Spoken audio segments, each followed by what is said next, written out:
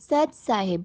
दोस्तों, जब हम मुसीबत में होते हैं तो हम ईश्वर को याद करते हैं और हमारे मुंह से अचानक हे ईश्वर या हे परमात्मा या हे भगवान शब्द निकलता है। सभी धर्मों में कहा भी गया है कि ईश्वर एक है, पर क्या कभी किसी ने ये जानने की कोशिश की है कि वो एक ईश्वर आखिर है कौन? हमारे मन से मुसीबत के समय निकले हे ईश्वर शब्द का अर्थ हम सभी ने अभी तक जिन जिन भी देवी देवताओं की हम पूजा करते आ रहे हैं उन्हीं से लगाया है, जैसे गणेश जी, हनुमान जी, शिव जी आदि। मगर दोस्तों, ये देवी देवता हैं, ये पूर्ण परमात्मा नहीं है। ये हमें इस जीवन में भौतिक सुख तो दे सकते हैं, पर पूर्ण मोक्ष नहीं दे सकते। तो फिर हमें पूर्ण मोक्ष कौन दे सकता है? कौन है वो एक ईश्वर? आइए जानते हैं उस पूर्ण परमात्मा के बारे में।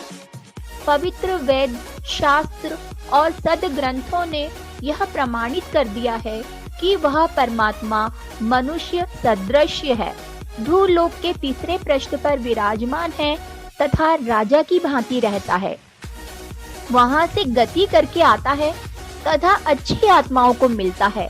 वह पृथ्वी पर कवियों की तरह आचरण कर विचरण करता है और उसका नाम कबीर है।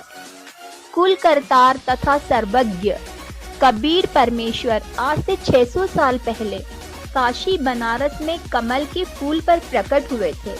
इनको माता पिता ने जन्म नहीं दिया था। आकाश से एक ज्योति प्रकट होकर धरती पर उतरी और उसने एक बालक कबीर का रूप धारण कर लिया, जिनका लालन पालन नीरू और नीमा नामक एक जुलाहा दंपति ने किया।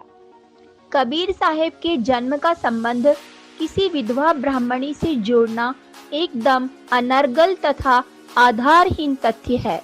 कुछ तथा कथित चालाक ब्राह्मणों ने कबीर साहब को विधवा ब्राह्मणी की संतान कहकर विद्वानों को भ्रमित करने का प्रयास किया है। कबीर परमेश्वर 120 वर्ष तक इस पृथ्वी पर रहे।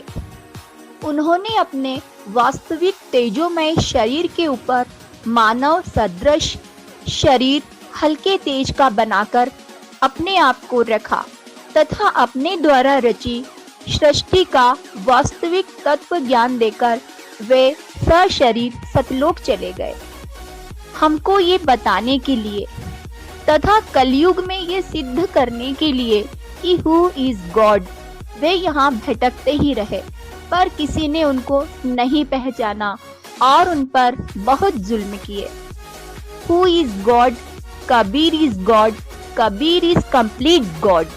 ये सिद्ध करने के लिए परमात्मा कबीर ने अपने कुछ गवाह बनाए और इन पुण्य आत्माओं को वे समय समय पर अपने निज धाम सतलोक लेकर गए और वहां की सैर कराकर अपने बारे में बताकर उनको वापस इस पृथ्वी पर छोड़ दिया।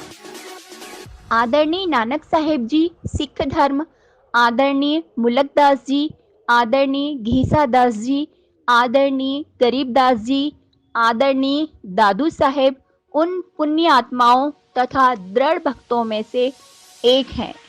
आदरणीय नानक साहेब को परमात्मा कबीर बेई नदी पर जिंदा महात्मा के रूप में मिले थे, जहां वे रोज स्नान के लिए जाते थे।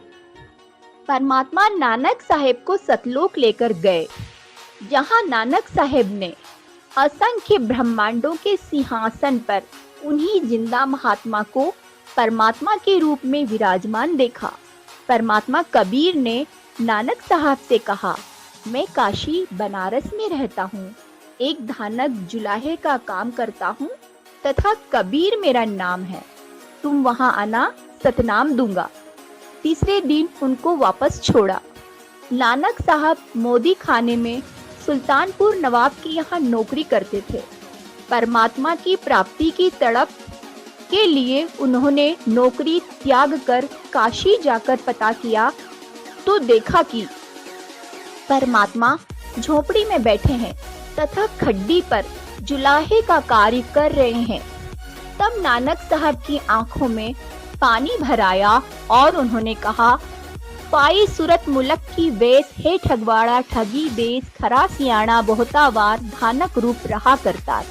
लोगों देखो, ये बैठा है भगवान, धानक कबीर के रूप में बैठा है। ऋग्वेद मंडल 9 सूक्त 86 मंत्र 26 से 27, ऋग्वेद मंडल 9 सूक्त 82 मंत्र 1 से 2, ऋग्वेद मंडल 9 सूक्त 96 मंत्र 16 से 20 आदि तथा पवित्र बाइबल, पवित्र कुरान शरीफ, सूरत फुरकानी 25 आयत नंबर 52, 58, 59 पर लिखा है, फला तुतियल काफिरन व जहिदहुम बिही जिहादन कबीरा कबीरन, अर्थात वह कबीर अल्लाह कबीर देव पूजा के योग्य है। गुरु ग्रंथ साहिब के 1257 पृष्ठ पर राग मल्हार मेला पहला में बताया है कि परमात्मा कैसा है।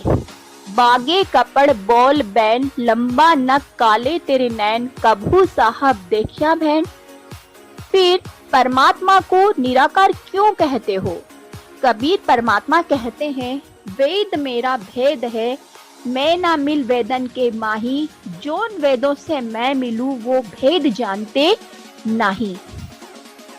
सत साहेब बंदी छोड़ सदगुरु देव रामपाल जी गुरु महाराज की जय हो।